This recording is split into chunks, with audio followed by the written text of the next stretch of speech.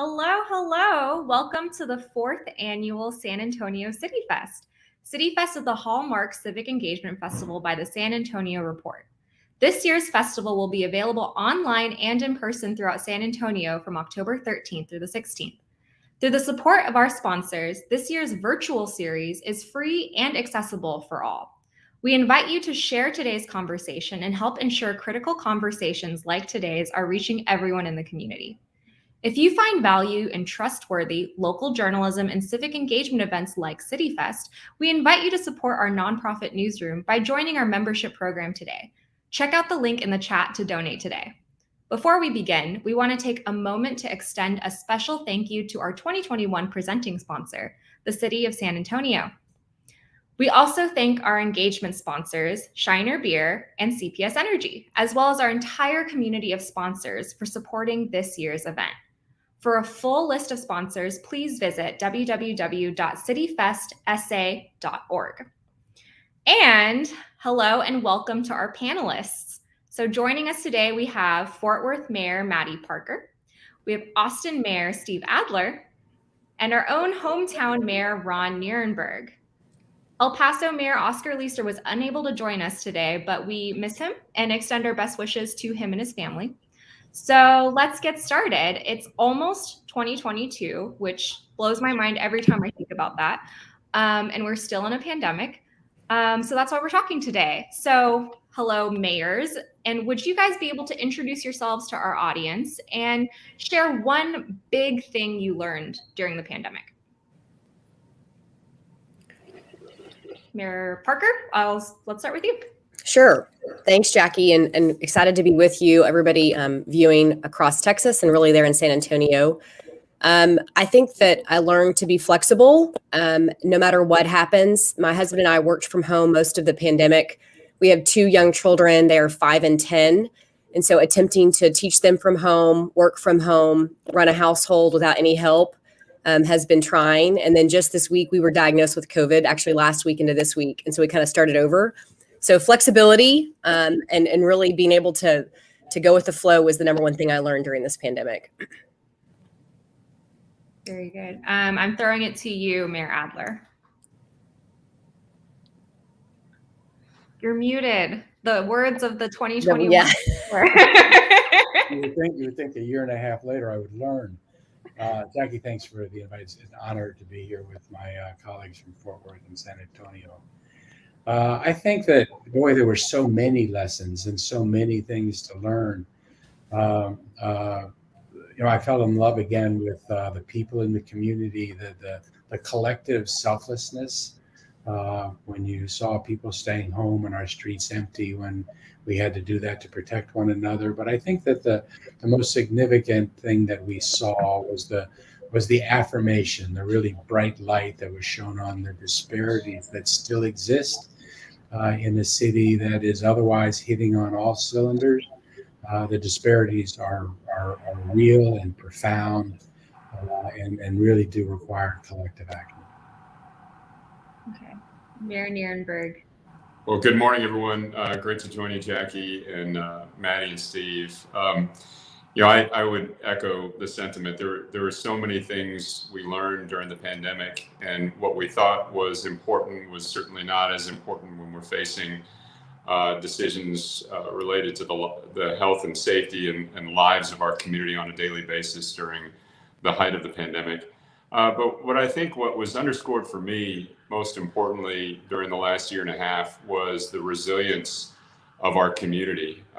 All of the sectors that had to really pivot basic operations and how they would keep the lights on, how employers would be able to deliver services and make ends meet while they were being restricted and occupancy was limited, to what Mattie mentioned in terms of parents being able to cope with their children's school, going entirely online through some very difficult circumstances. And we might touch on this, but the digital divide was in sharp display during the pandemic, but somehow we worked together to try to get through that. And so to me, it was underscoring the resilience that is part of our communities, and how we're going to rely on that moving forward to build out of the pandemic in a way that allows us to withstand these kinds of events in the future.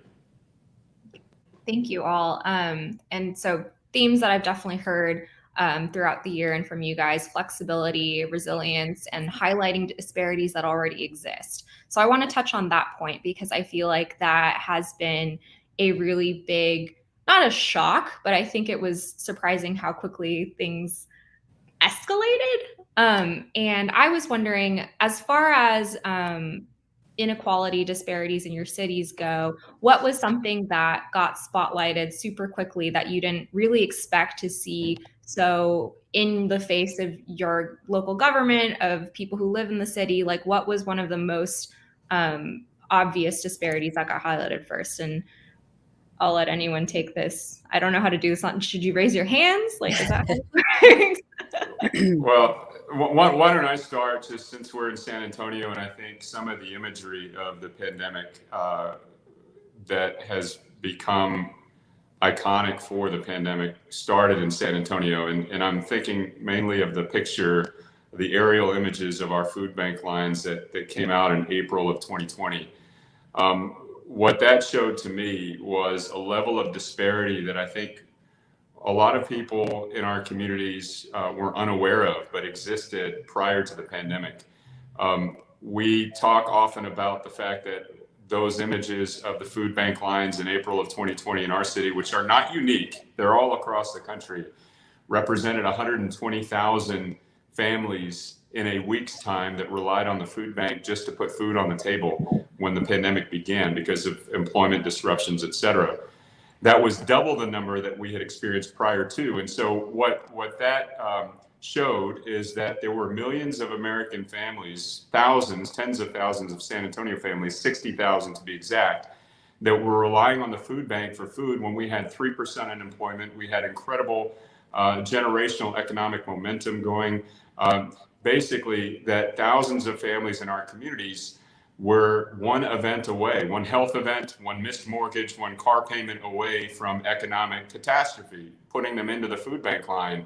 The pandemic became that event for thousands, millions of American families. And so to me, what was underscored in terms of the level of disparity was that it existed in extreme numbers while we were enjoying some of the best economic momentum of our lifetimes. That to me is a lesson learned that we have continued to go back to as we've established our agenda for the American Recovery Plan, our Build Back Better agenda, et cetera, making sure that we don't return to the pre-pandemic disparities that existed prior to what we saw with COVID-19. I can go next, Jackie. I'll reiterate what Ron said. It was obvious in Fort Worth and across Tarrant County that families depended on other resources, most importantly schools, to feed their families. And you saw, even as schools closed their doors, still delivering meals. I could name a variety of different social services organizations, nonprofits in Fort Worth that stepped up. So food insecurity has to be something across Texas that mayors continue to be concerned about and lift up. We've got some great examples of how the city has pivoted to really put new resources there. But I think for me, the biggest thing, and maybe it was I was working in nonprofit education at the time, was the spotlight on the impact of education and the COVID learning loss that our students have experienced. McKinsey did a study across the United States, and I think on average, students lost at least 5 months in math and reading. I could tell you in Fort Worth, it's probably much more than that. And so across cities, when normally you weren't talking about the impact of individual schools and students, you're still talking about that now because we have to. There's a long-term economic impact. There's a moral impact, frankly, about how we help those students recover. And we haven't solved it yet by any means. Every school district, every charter school, private school, everyone is pulling in different directions, attempting to help to serve families differently. But I'm most concerned about those low-income families, our Black and brown families across Fort Worth, that still don't feel like they have the resources to help their students catch up. And we understand what the risk is associated there. So here in Fort Worth, that's something that keeps me up at night. And there's a lot of very smart people across Texas that are pulling the right direction, but I haven't seen the right sense of urgency and a coordinated policy yet. I think that you're talking to two mayors alongside me here that share that concern, and how we can work together is important. And Mayor Adler? Yeah, I would just echo the points made by both Ron and by Mattie. The first, there was the visual reminder of the disparities when you looked at the lines of people that were queuing up to get food. But there was also something that you saw in just the incredible unfairness of the situation as we were launching into the pandemic. Immediately or relatively soon, we went into a lockdown in order for people to be able to protect themselves and their families. And so many people were able to do that, thankfully so. It helped with the public health. But the construction workers in our city had no choice but to continue working. You had families that were sitting around the table trying to decide what was the greater risk, going to work and getting the paycheck that wasn't otherwise going to come, or doing what they needed to do to best protect their grandparents living with them, or their spouses, or partners, or children. Horrible choices to be made. The people that were stocking the shelves in the grocery store, the drivers that were keeping transit moving, people that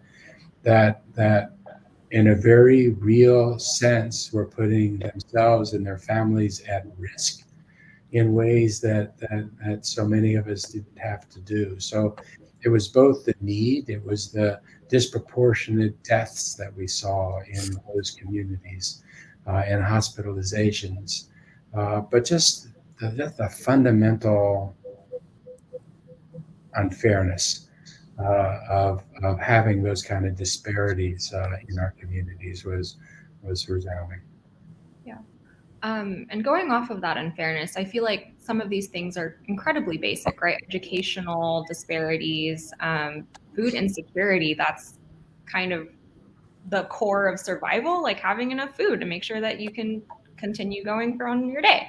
So when you look at recovering and either using funding that your city already has budgeted or using federal recovery funds, how do you address those super core problems of food, education, people who have to work when no one else can work, all of that? Well, it's fortunately we had a lot of resources that came to us from the federal government in the CARES Act, and we were able to deploy those resources. I mean, it's making sure that people have food to eat. It was liberalizing the policies. Fortunately, we own our own power and utility companies, so we were able to make sure that nobody who was unable to pay those bills was facing having things turned off. It was getting money that we could apply to help people pay rent. I mean, all these choices there's no perfect answer or solutions. And that was one of the things that you found in this pandemic.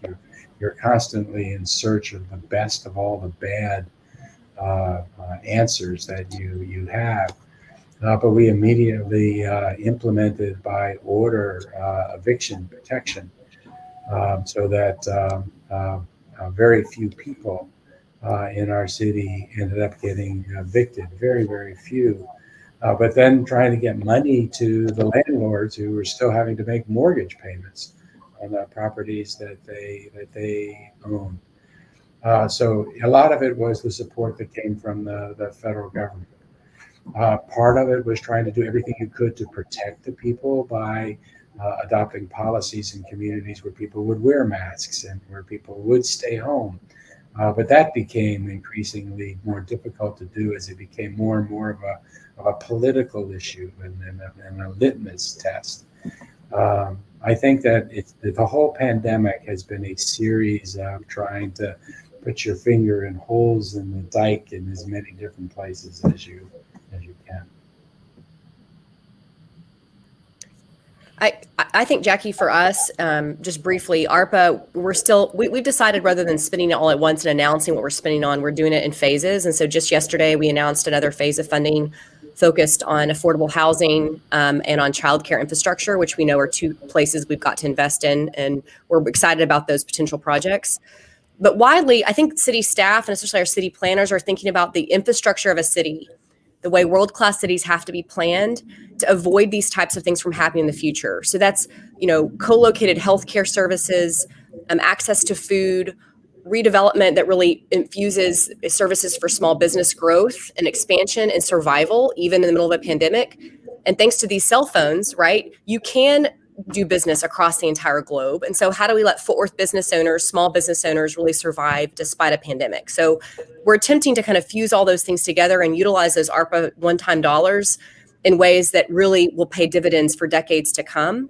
And then we can look back and say, God forbid we have another pandemic, we are more well equipped to handle this better and really look at our small businesses and the citizens across our community, regardless of their educational attainment. We can be better for you. As city leaders, we can better serve you to make sure that you have the tools to survive, the basic needs to help serve and really help your family in those situations. So I'll turn it over to Ron. And I would echo that in terms of the approach to ARPA and really considering ARPA one revenue source among many. Going back to when this pandemic first began and we recognized the level of humanity in it, and also that as others have mentioned, that it was impacting the most vulnerable members of our community most, people who didn't have the opportunity to take off of work and be home with their children, people who were already working jobs without benefits and health care access.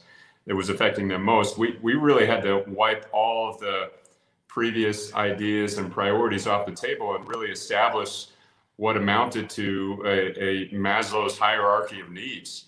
And we decided first to ensure that folks had access to the bare essentials, food and shelter. We established a emergency housing assistance program, which we committed to keep funding, provided so long as there were needs presented. And so that fund has been augmented by general fund dollars, our local dollars here, plus the CARES Act, and now moving into even the ARPA dollars. We've kept that fund going through the duration of this pandemic. We are forecast to have dollars available through the end of the year, and we will assess the need beyond that as necessary. But really just reestablishing what our priorities were to allow folks to get back on their feet, to make sure that while that was happening, they weren't losing the roof over their heads, they weren't getting water and electricity cut off. Those were first. And then as we move out of the pandemic, making sure, as Mattie said, we're not in this situation long-term, that folks had access to the kind of long-term economic mobility needed to, move out of the conditions that have made it more impactful for them. So we invested a lot and are continuing to move on workforce development to ensure that every family has the opportunity to access the jobs that are being created in our community. And we consider that one of our key areas of investment moving forward to ensure that we are a stronger, more resilient community in the wake of this pandemic. And when you think about the hierarchy of needs, like, yes, shelter, food, things that are super basic. But one of the things that I think we also started talking about way more is mental health during the pandemic, because we've all been isolated. We've been, our worlds have been. The pandemic has impacted y'all's view on how your city government should have a role in playing, improving mental health. Like, do you do anything with it? What's the city government's role? Well, I think it's different for every city. In Fort Worth, we had really shared most of the responsibility in the public health front with Tarrant County years ago. And we will do a post-mortem once we can. We really are through the pandemic to understand what our responsibility is. And a huge part of that is going to be on the mental health front. One really well-known institution is UT Southwestern, and there's a group of people here working with them focused on mental health. And so I'm really encouraged by what that incubation could mean into the long-term future. But honestly, Jackie, I think it starts with talking about it. There's nothing wrong with saying, I go to counseling. I have a wonderful counselor that helps our family stay on track. It helps me really understand the depth of my job and moving forward. Talking about mental health in a way that's not obtrusive or doesn't feel like there's something wrong with you. We take care of everything from the neck down. We don't take care of what's going on in between our ears. And as Texans, for some reason, we've sort of had this pride of ownership over this issue. I think broadly, we have to talk about it. From a policy level, there's a lot of advocating that I think both of us, all three of us as mayors, big city mayors, leading to next session, we have to do more advocacy around mental health. One thing that I know that I'm deeply concerned about and continues to be an issue despite healthcare expansion efforts is access to mental health providers using insurance. Wall Street Journal just did an article about it this past week and how difficult it is to find a provider that does take insurance. And I don't have the answer to that. And that's probably a federal and a state question policy-wise. But I do think it takes mayors really sounding the alarm and understanding that what the impact is to your local communities. And then lastly, I'll just say we all have wonderful institutions in our communities. I mentioned UT Southwestern, UNT Health Science Center is one here in Fort Worth, our local hospital systems. They're all working in this space. And sometimes it just helps a better coordination locally on what you need to do here. And I think it has to start with our students and our schools. And our school nurses are all talking about that right now, how serving the social emotional needs of students has to come first. So it's multifaceted. I don't have all the answers. I just know that using our bully pulpit as mayors is going to be deeply important moving forward. I 100% agree. And it's clear that we have a national mental health crisis on our hands. It's been exacerbated by the pandemic. Every stressor that a family, particularly a family that's dealing with existing stress, whether it's economic or otherwise, every stressor has been exacerbated by the toll of the pandemic. And so we're seeing that, and we're seeing the results of that. So number one, I think Mattie's absolutely right. Destigmatizing mental health and mental health care is important, but we also have to properly resource it. And I think I would argue that for the last 2 decades in Texas, we've under-resourced, understaffed, underperformed on mental health care services across the board. Local communities are doing more with less than they have ever done before at the worst moment in time. And so we've teamed up with the county. We have a mental health collaborative, and we are working on the implementation of a strategic plan. But it requires upstream and downstream work. And so on the downstream side, that's where we see mental health in the news. And so we've done things like create multidisciplinary response teams for mental health calls that too often turn violent. So we have a paramedic, we have a mental health clinician, and we have a police officer, first responder, responding to mental health calls. On upstream, we're working with the institutes and the Center for Healthcare Research and other institutions in town to identify the causes of mental health and identify trauma so that we can work on those issues beforehand. But I think it requires a comprehensive effort, and agree wholeheartedly with Mayor Parker. It first requires a recognition that this is one of our highest priorities in terms of the healthcare delivery system in our communities. Between the answers, both from Mattie and Ron, that's a pretty complete answer. You know, your question, I think, hit on 2 different levels. First was the mental health impact of the pandemic itself. And I agree with Ron that anything that was a stressor before became exacerbated because of this. And I think that talking about those stresses and a community pulling together helps with those things. But there are issues still that associated with the pandemic with respect to schools, the impact on loss of learning. Mattie gave a good statistic about 5 months lost, and it's even larger for communities of color. those stresses are with us. I think everybody's seeing increases in crime in their cities across the country that I think are related to the pandemic and to stresses um, uh, and other factors as well. But mental health itself as a societal challenge is huge and phenomenally underfunded and not addressed, as Ron pointed out. And it's not something that we really talk about or seem to value in priorities, as Mattie talked about. I mean, it used to be that the federal government and the state were there in really large measure.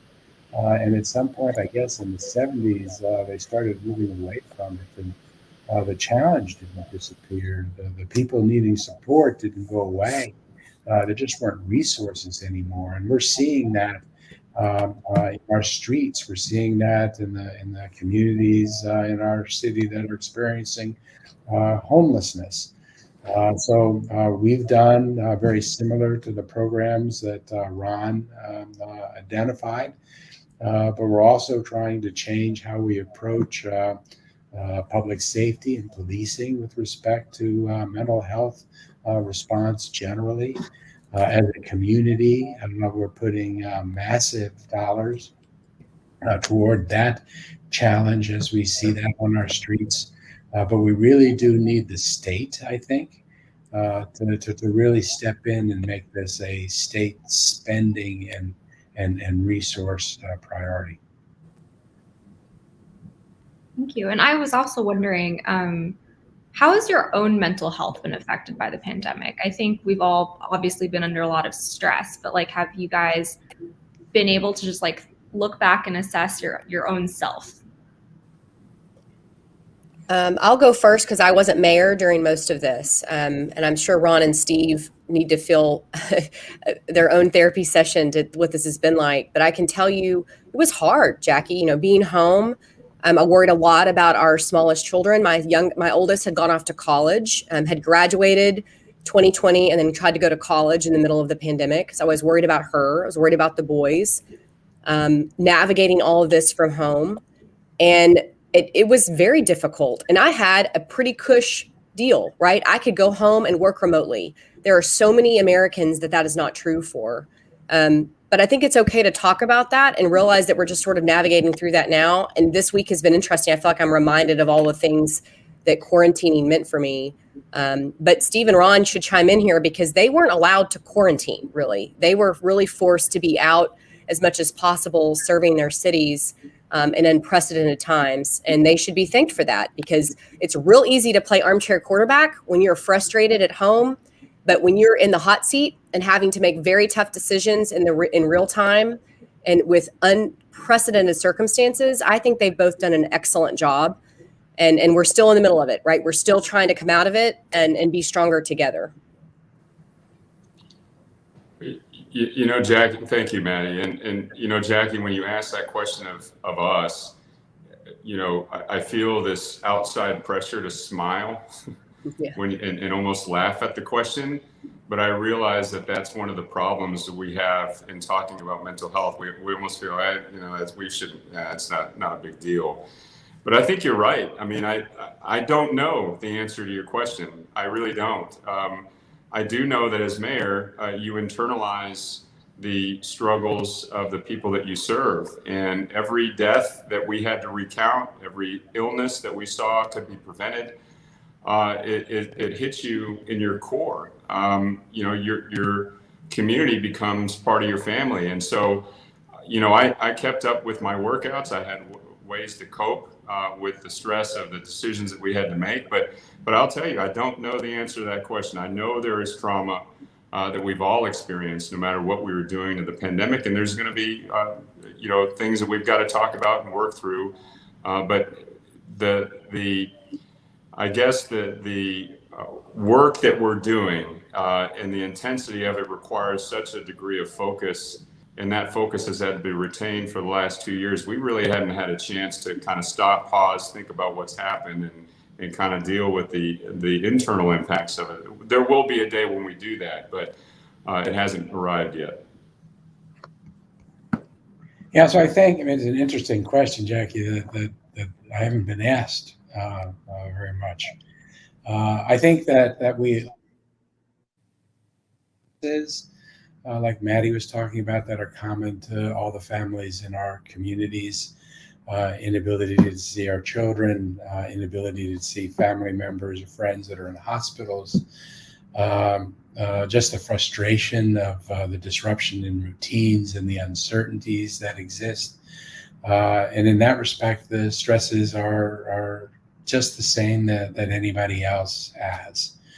But there are also, I guess, in this position of mayor, some additional ones, as Ron was talking about. I remember at the very beginning of this, in March, as the first week, the end of February, I had to make the decision to cancel South by Southwest in Austin, which is like our big brand event.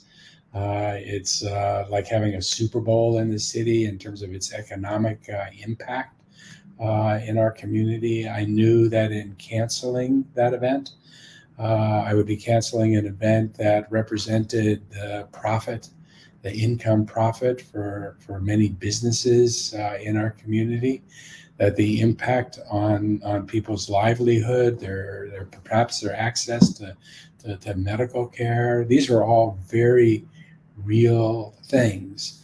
And to be put in a position where you have to affirmatively make that choice was hard. And I couldn't imagine ever having to make a decision that was that hard again. And then we entered into a year that just seemed to be full of them.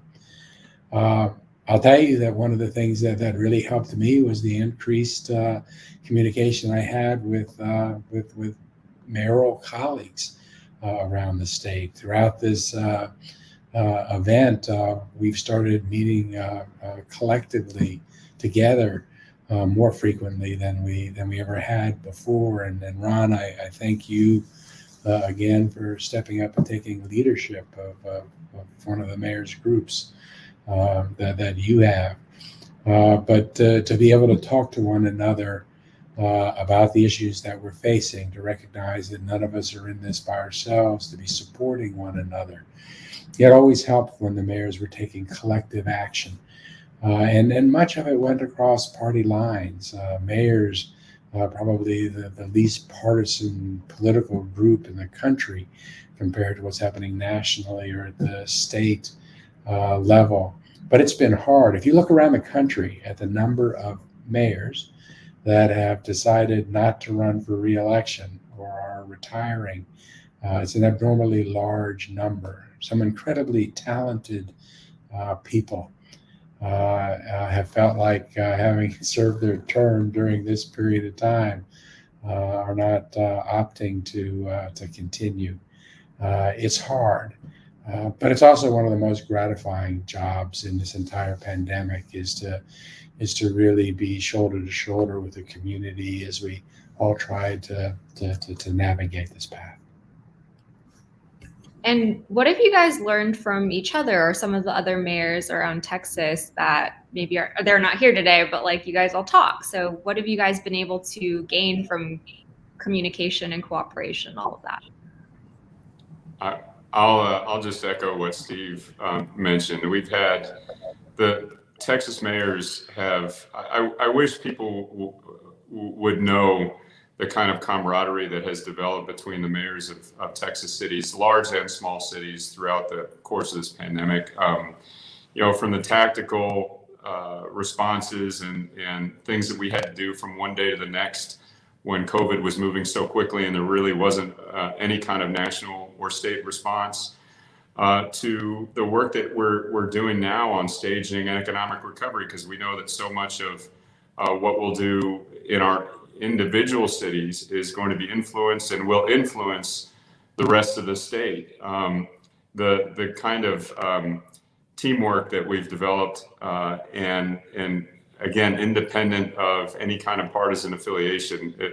It's interesting because in these crises moments across the country, people are bemoaning once again gridlock in Congress and the partisan dynamic that's played out all across our states, look to mayors to show how government actually still works and works for the people. And I've learned quite a bit from my colleagues, and more than that, though, have developed friendships that will be everlasting because of what we've been facing together and how we've had to lean on each other for support.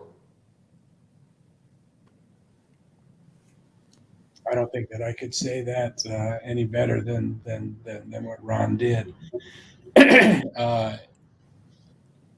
So many of the issues that we faced were first of its kind. No real game plan, no roadmap to look at, no one in the group that could say, hey, that's okay, guys. I've been through this before. Let me tell you what I did. I'll tell you what worked and what didn't work. We would get on the phone or in a Zoom call and look at each other and first just touch base to confirm that what we were seeing was not unique, that what we were seeing, everybody was seeing, and to hear other people's ideas of what they were thinking or what they were trying, the early responses that seemed to be working, the ones that were not, that I didn't have to try because somebody else had already tried, it didn't quite work the same way. But also the ability to know that you're just not acting alone. So if you go back to that period of time in March, April, and then thereafter, in many times it was the cities that were stepping forward to take the initiative in action. And it would be one thing if I did it myself in Austin. It's an entirely different thing when Austin and Fort Worth and Dallas and El Paso and Houston are all stepping forward and doing the same thing at the same time. It is a different message that we're sending to the community, and it immediately means that the lessons that can be learned are learned more quickly because there are more places trying things, more ideas on it, and there's a certain element of peace that's associated with acting in that way. And I will reiterate and close with what Ron said, that the personal relationship between mayors over the last 2 years, the true camaraderie, again, absolutely across party lines, without regard to party lines, has been wonderful to be part of. Yeah, Jack, I'll just reiterate in all of the chaos that you've seen, honestly, in DC and in Austin, frankly, your cities were still running. You were still, honestly, think about the economic engine that Texas continues to be. I'm represented here today in San Antonio and Austin of two thriving big cities across this country that continue to attract and retain top talent and businesses that want to be here, even in the middle of a worldwide pandemic. And it's not just mayors, it's also city staff. I mean, I know, for instance, our city attorney talks to city attorney in San Antonio and in Austin. This was chaotic. Like no one knew which way to go and how to advise bodies like ours, city councils. And so it really is a testament to the Texas miracle, what's happening in our cities and how we continue to govern. And remember, we were also responsible for keeping our workforce safe, which was very difficult as well. I mean, you had to run a city, you had divided workforce, some that could stay home, some were not essential, some were, who got to stay at work, who needed to go, and how did you navigate healthcare needs during that time period? How did you coordinate between hospital systems? All of these things were very complicated. And I think the relationships that will continue as mayor, and as someone that's new, that gained office in June in the middle of the pandemic, taking over for a mayor, Betsy was there for 10 years.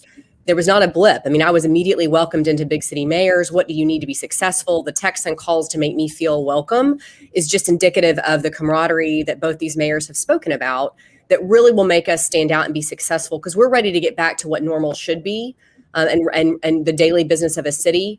But importantly, to be stronger for our communities. So I'm just so encouraged by that. And the last thing I'll say is being nonpartisan is so important in the office that we hold. And we're allowed to do that as mayors. It's why I ran to be mayor. I didn't run to be a member of Congress or a state House representative because I didn't have any interest in that, frankly. And I think the pendulum has got to stop swinging back and forth. And somewhere in the middle of compromise is where things really happen. And I think that's what the three of us are trying to achieve on behalf of our residents every day. So when you look at the business of running a city, like Mel said, you guys kept going no matter what was happening in DC or at the state. But I'm wondering for Mayor Nirenberg, Mayor Adler, you guys have been in office for a little while, so you've been able to see how the city-state relationship is. And the question for you guys is, I guess, like, how have you seen that change during the pandemic? Well, here we are talking about nonpartisanship, and then you ask that question, Jackie. Well, just be honest. We're just calling balls and strikes. You know, and you know, my counterpart here in the county, Judge Wolf, we've been very clear and praised Governor Abbott's leadership in the initial part of this pandemic, where we felt like we had a partner in battling COVID. But, you know, for one reason or another, and many of us have our suspicions that primary elections coming up might have something to do with it. You know, I use the phrase, he jumped the shark. There is no explaining why there is a ban on private businesses establishing vaccine mandates for their own employees and for customers. This is private enterprise. But you have example after example of that over the last several months of state leadership not being helpful in local communities battling the COVID pandemic, but actually standing in the way of us trying to battle the pandemic.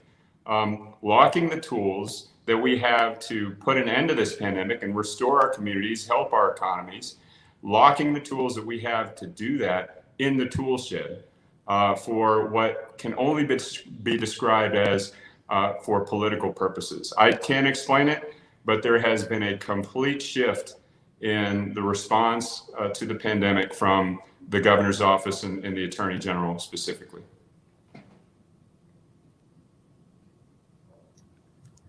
You know, here in Austin, we just try to avoid controversy as best we can. We're just not very good at it. You know, when I agree with what Ron said. You know, when this started, state leadership and the governor said very explicitly that they would be bound by and follow the science and the data. And that put us all on the same page. And as it started out, I think that's exactly what we were doing. At least initially, I think the governor was a little reticent to announce policies for the entire state because, as he indicated, you know, there were different parts of the state that were very different from other parts of the state, and it could be that one policy didn't fit all. You know, he invited cities to step forward to try things, and so that we could serve as the laboratories and the test grounds for policies for the entire state. And when things worked, then the governor stepped in to adopt them and then to make them state policies.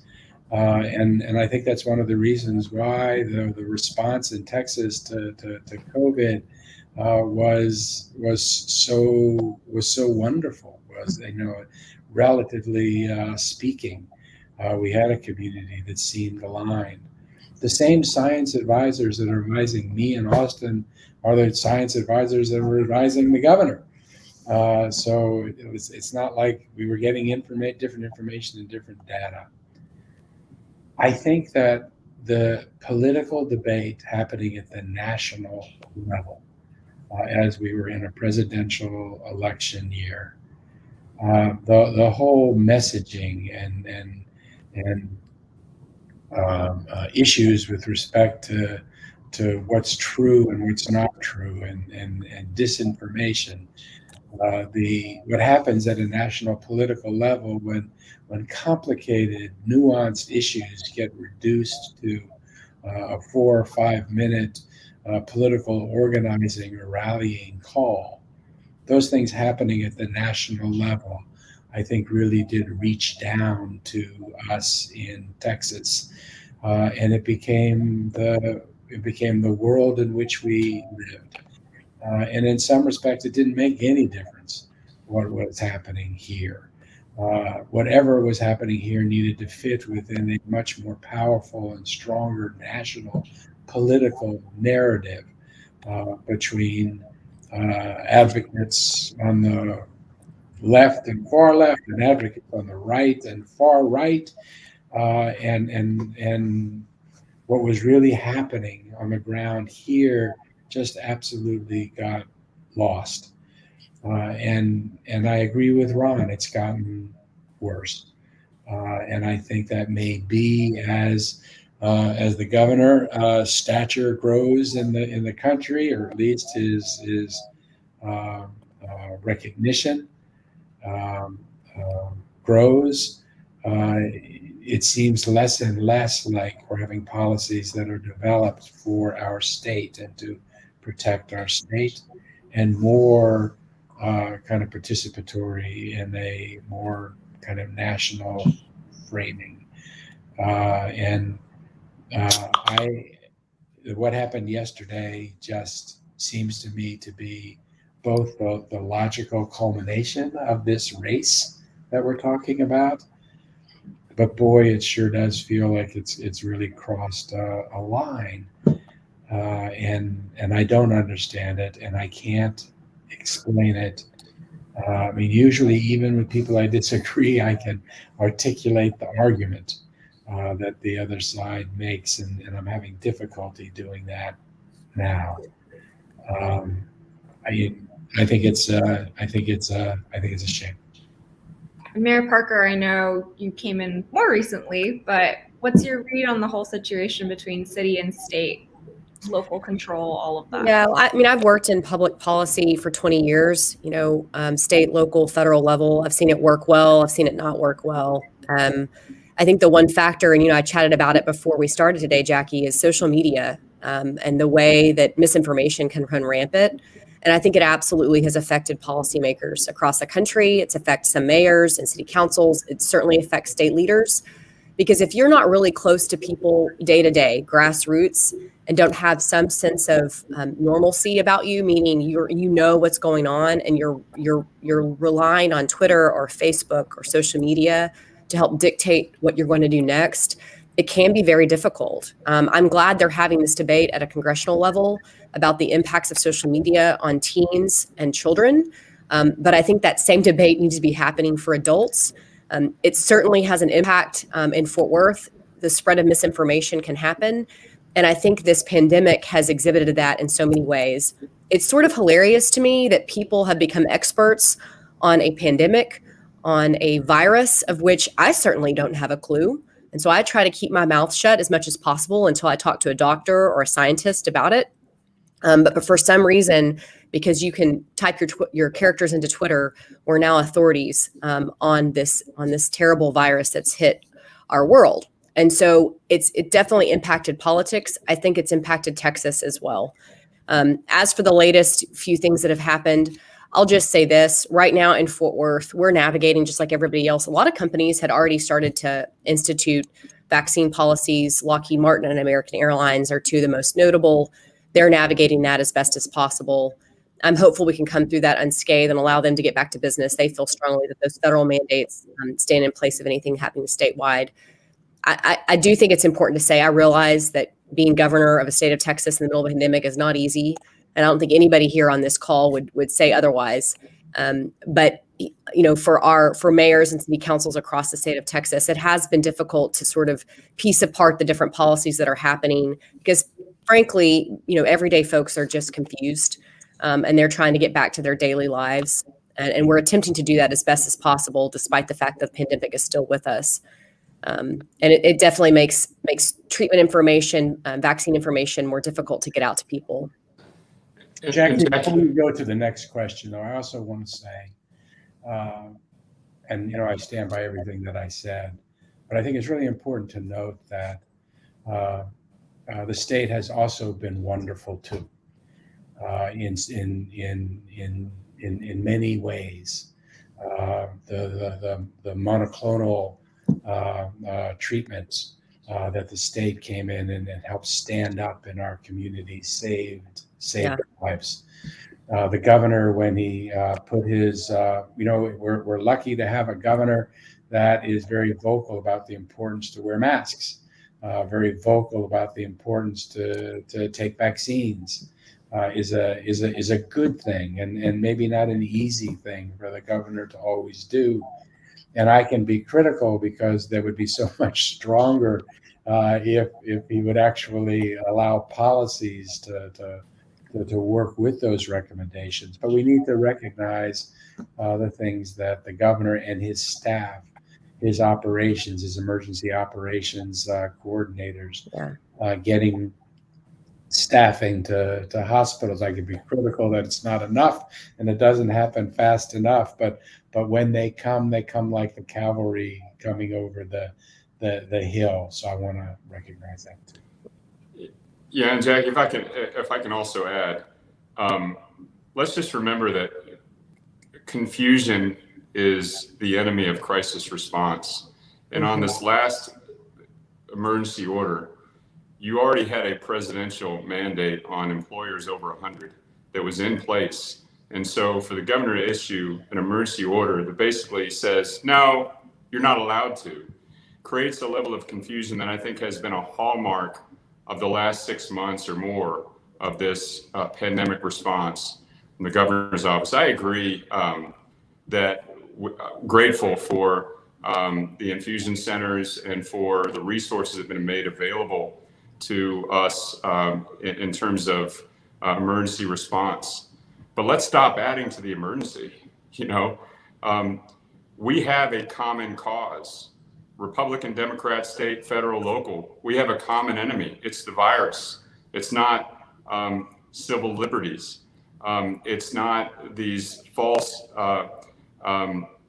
narratives that have been created about trampling on our economy, when it is in fact the fact that we're still in a prolonged pandemic, that the economy has been suffering so much. So it is perplexing to say the least, but I am grateful for the leadership that we've had in our communities locally in the state of Texas. We have not been able to get through this if not for the teamwork that we've had at the local level. And kudos also to the hospital directors and the healthcare workers who've been pulling together amidst the sea of chaos. And the school boards. Yeah. And the school boards. Absolutely. So the idea of confusion and misinformation are both similar, but not really the same, but they also kind of do the same kind of thing and during a crisis. So I was wondering if you guys had how have you guys been talking about addressing misinformation that's out there or confusion that's out there that kind of just muddies the water to how y'all are responding to the coronavirus? So I'll go first. I took social media apps other than Twitter off of my phone because comments were doing me no good. Facebook and Instagram, I love posting pictures. I used to love scrolling through people's feed. I know it's an important way to reach people. We still do that in my office, but me reading it wasn't helping me make decisions. I do like Twitter banter, so I'm okay with that. I think the other thing I've done is start a podcast. I don't know how else to get information out there other than real-time information once a week on great topics, and importantly, highlighting wonderful people in our city. I was sort of sick of if it bleeds, it leads, Jackie. Everything was negative in the news, felt like, and I wanted to tell good news stories because people needed to be uplifted during the pandemic. And then, of course, giving regular updates here. And then lastly, attempting to, as a city council, all of us, that's the body of people that I get to work with every day. A lot of us were new on council, continually talking, like, how are we feeling? What are we hearing from people? Because there is no better resource than a city council member to understand what's really happening in their districts and in their churches, in their synagogues, on their neighborhood streets to make our decisions locally. So I feel like as mayors, we're really more empowered than any other elected leader because you truly are closer to people. You understand what's happening. You run into the nurse at Cook Children's, your children's hospital, understand how difficult that job has been for a year and a half. And you know what? They may just quit. They're sort of sick of nursing because this has been so difficult. And you try to remember that in the decisions that you make or the words that you use out in the community. Those are just anecdotal examples for me. But it's not easy. And trying to set a good example, my grandmother used to say, if you don't want it on a billboard on 281, you shouldn't say it at all. And isn't that the truth? And we've kind of gotten away from that because we tend to spout things off because we're brave behind our screens. And attempting to set a better example as mayor is something I try to do, and I know both these gentlemen here have done the same. I'd say I'm grateful for partnership with the local media. I mean, people in San Antonio have gotten used to the 613 briefings, but we wanted to make sure to get out in front and provide a platform for our health experts, our medical professionals, to deliver the information that people needed, the data that they needed on a day-to-day basis to protect themselves and their families and their businesses.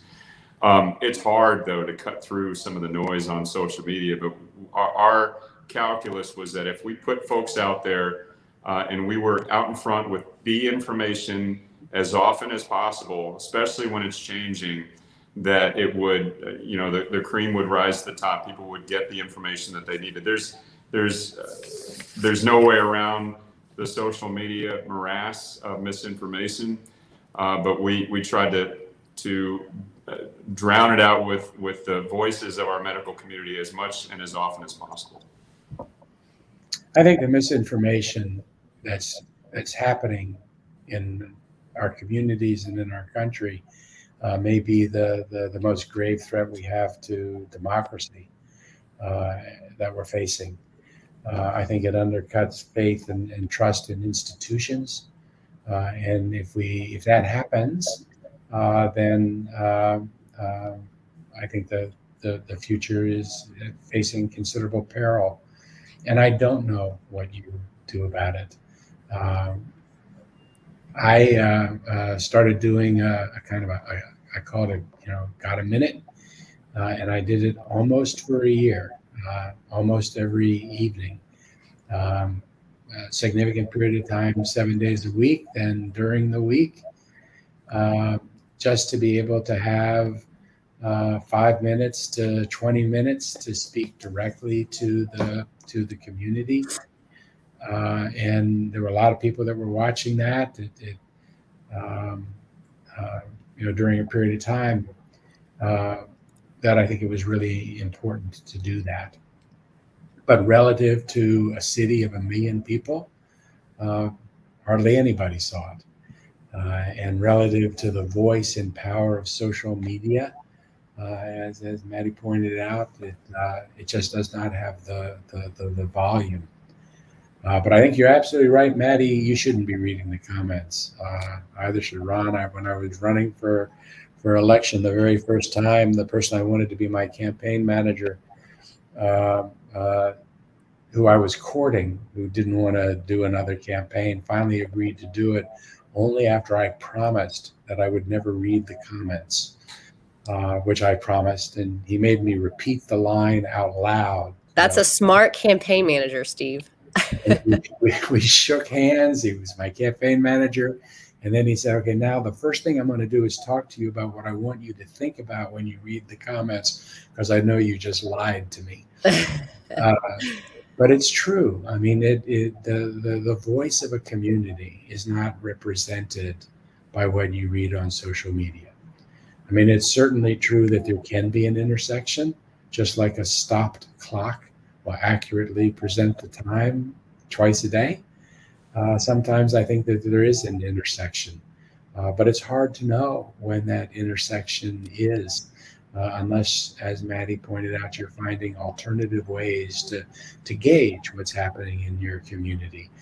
And what made the pandemic really hard was that my ability to be out in the community and with my community was diminished 95%, as everyone's life was diminished, except that an important part of my professional life was that contact.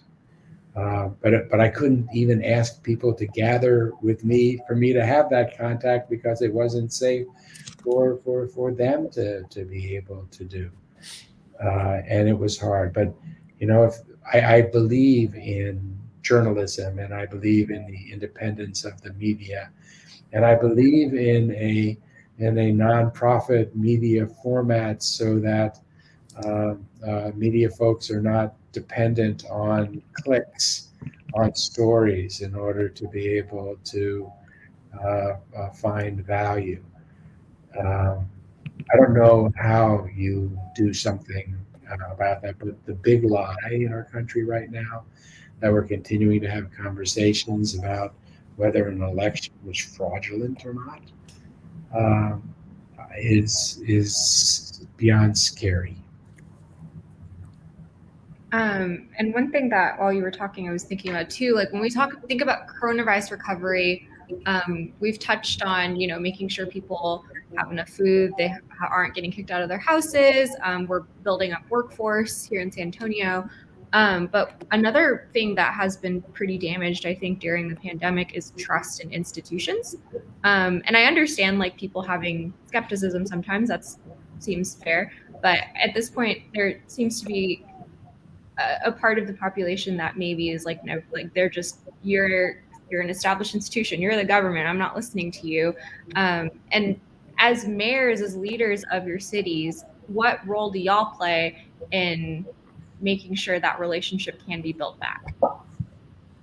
Well, I'll jump in on this. I think you hit it on the head, Jackie. I think, and this is not unique to government or medical or media. Frankly, all of our institutions have suffered from an erosion of trust in the social media era. And I'm not suggesting that social media is to blame for all of it. But we've seen in politics, one of the currencies of current movements is to work to erode that trust in institutions for political gain. And we've got to be very wary about that. I mean, Steve touched on the foundations of our democracy are at stake, in particular with the erosion of trust in journalism and in our media institutions.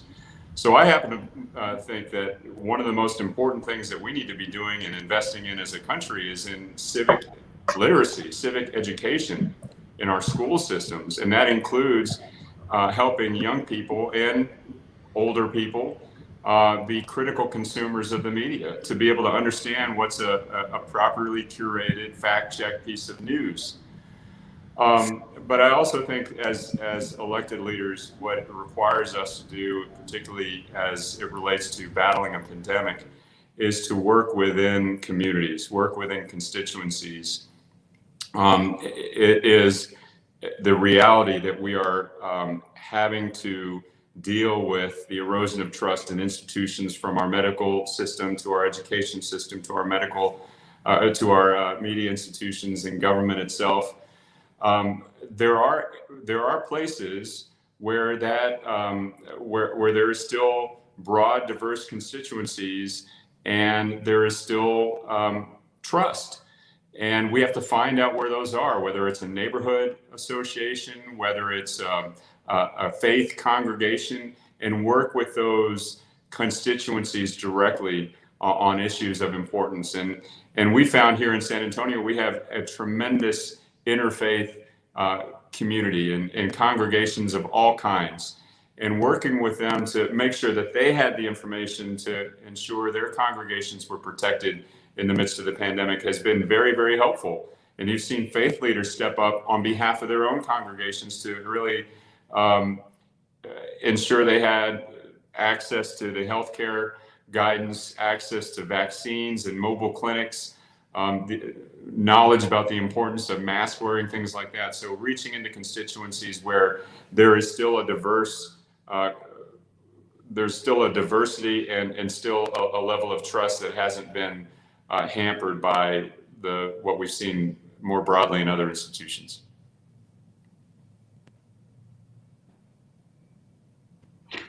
Okay. I think, tangibly, Jackie, it's just showing up and doing our jobs. And we have workforce across every city in this state, in our communities, picking up our trash on time, or fixing a water leak, or code compliance showing up, or police officers, our firefighters. And I think, generally speaking, in Fort Worth, I can say people are really proud of their city employees and the city government, the services that we provide. We need to continually remind them of that. I think a great example was during the winter storm, when you had electricity outages across the entire state. One issue that we had arise had to do with water outages as well at some of our plants that were run by electricity. And after the aftermath and how we reported on ourselves and demonstrated the changes that we made to prevent that from happening in the future with generation energy, we couldn't control the situation of electricity outages, but we could control what we could do on water. People responded really well to that. My point is, acknowledge when you're wrong, acknowledge the mistakes you made, and communicate to your citizens what you're going to do to be better. And I think that we've gotten a lot of good feedback there. That's a continual thing you have to do to show up, and the way we communicate with citizens is important. But generally speaking, I think city government is trusted more so than any level, and it should be. That can go away really quickly when you mess up. But I think mayors being willing to stand up and say, this is what we're going to do to pivot and be better in the future is very important. I agree with both those answers. I'm probably a little bit more pessimistic than my colleagues, because I'm not sure that what we do in our individual cities will ultimately control that issue. I think this is something that's going to happen at a national level. I mean, there are just so many people that are working so hard and living their lives that they're a little disengaged from what it is that's happening locally, and you get engaged on what's happening kind of nationally. So I agree that that really it is doing our jobs and performing the work, and making sure that cities continue to operate, and recognize that in your presentation here today, Jackie, you have 3 of the largest 13 cities in the country, and among the fastest growing cities, the cities that are doing the best right now in terms of economies and the like. I mean, you have cities that are performing at a really high level, and I think that's important. But the national discussion, the national debate, I think, is something we're going to have to get a handle on before people will say that they trust even their local institutions. And looking ahead, when we're, thinking about recovery and after the pandemic, how close are we to normal, or can we ever go back to what life was before? I remember that when I had my daughter, it was a year into her life that I realized in some kind of odd way that I had been spending the year waiting for things to get back to normal. And at the end of year 1, I realized that this was normal. It was now a new normal for the rest of my life, which has been wonderful. And I think in some respects, that's what the virus is too. I don't think we go back to exactly where we were before, nor should we, because I think we've seen things, we've learned things. We can't unsee what we saw, nor should we want to. I think we have an opportunity to come out of this period of time as better, more efficient, more just, more equitable places. I think that we can leverage the social disruption that occurred last summer. We can learn from the efficiencies created from things all the way from telecommuting to figuring out how to do more things online. I think that we see the disparities and what it's going to take, as we're all focused right now in getting the hardest hit populations, the hardest to reach populations to get vaccinated. But the answer to that question is also the answer to how do we deal with diabetes in our communities. It's really the same question in so many different ways. And then from a virus standpoint, I think this virus at some level is going to be with us for a while, just because I think there's still going to be a significant part of the population, at least for the next year probably, doesn't get vaccinated at the levels that it should. which means there's always going to be this kind of kindling among us.